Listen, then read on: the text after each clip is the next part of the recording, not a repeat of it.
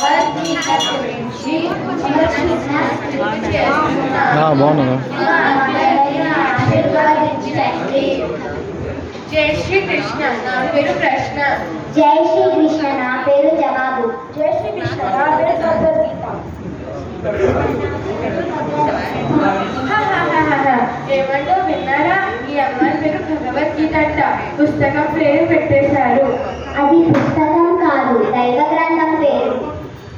ఆ పేరు ఎందుకు పెట్టారు?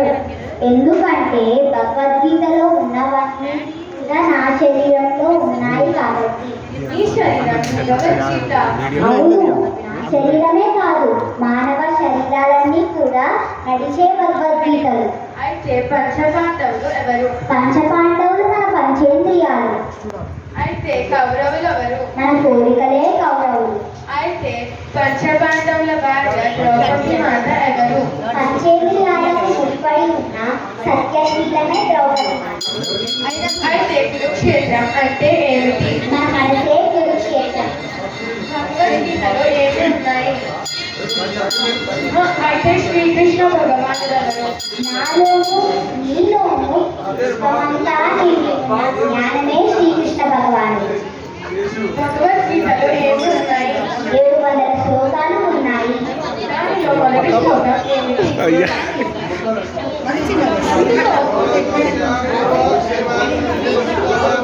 ఆంటీ అట్లా రాకూడదు ఆంటీ, రాకూడదు ఆంటీ అట్లా.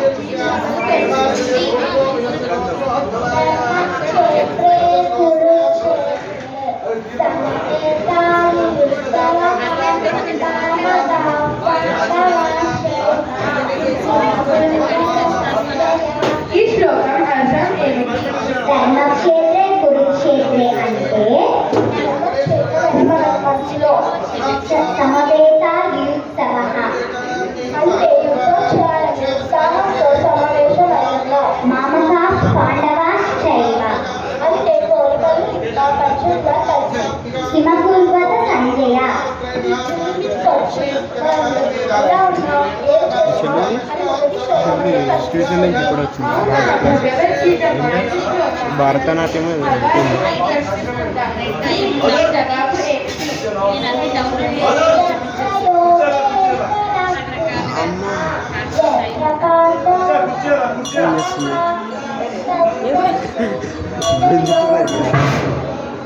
వీడియో ఫోటోలు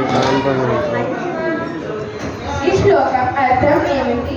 యత్ర యోగేశ్వర కృష్ణః అంటే ఎక్కడ జ్ఞానం నిండి ఉంటుందో